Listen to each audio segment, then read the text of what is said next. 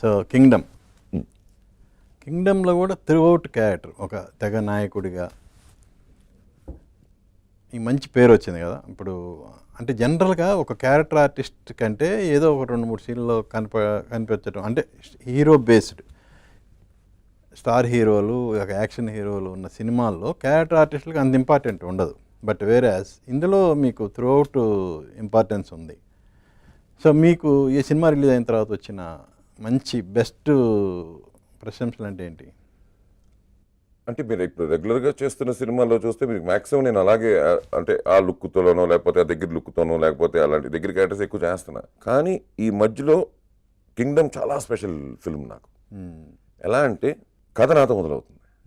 అవును, వాడే 10 ఏళ్ళ కుర్రాడు, వాడు ఇంకా చిన్న పిల్లల్ని ఒక షిప్లో వేసుకుని బయలుదేరిన కథే కింగ్డమ్. సో కథ అక్కడ మొదలయ్యి వెళ్తున్న కథలో ఎక్కడో హీరో పడతాడు. So it's connected. సో కథని తీసుకెళ్తుంది బైరాగే. ఆ కథలోకి అన్ని క్యారెక్టర్స్ వస్తూ ఉంటాయి. So the character will be up to end.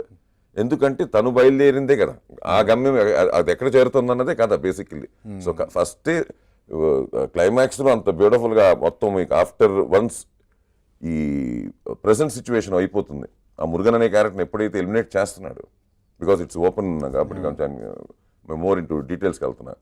ఎప్పుడైతే మురుగన్ క్యారెక్టర్ హీరో చేతుల్లో ఇదవుతుందో, మీకు ఒక విధంగా చెప్పాలంటే సినిమా కానీ ఒక కథ మొదలైంది బిగినింగ్లోనే. ఫస్ట్ టైటిల్స్ దగ్గర నుంచి మొదలైన కథకి వస్తున్నాం. మళ్ళీ అక్కడికి వచ్చి ల్యాండ్ అయిన తర్వాత that will be a lead for 2. So Bairagi అనే ఈ క్యారెక్టర్ లేనిదే ఇది ఎంటైర్ కింగ్డమ్ ఇంటర్లింక్డ్ క్యారెక్టర్ ఇది. So it's very important character. Basically it's very important, major important character for the film.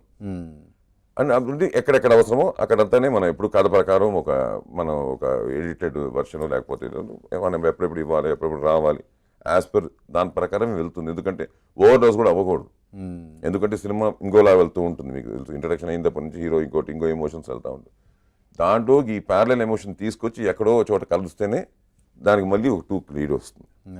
That was beautifully blended అండి. And all the credit goes to Gautham garu. Yes, ఎందుకంటే ఒక కథ దాన్ని ఎలాగైనా చెప్పచ్చు. ఒక కథ రచయిత నాకు తెలుసు, ఎక్కడో అమెరికాలో మొదలెట్టచ్చు, ఇవాళ ఉండే దీనికి స్పేస్లో మొదలెట్టచ్చు, లేకపోతే శ్రీకాకుళంలో ఒక చిన్న ఐలాండ్లో కూడా మొదలెట్టచ్చు. ఇప్పుడు సెకండ్ పార్ట్ కథ మీకు చెప్పారా?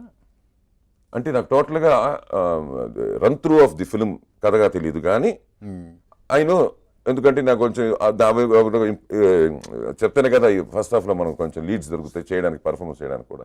సో అలాగే నాకు 2-3 ఎపిసోడ్స్ తెలుసు. టెరిఫిక్గా ఉంటుంది 2.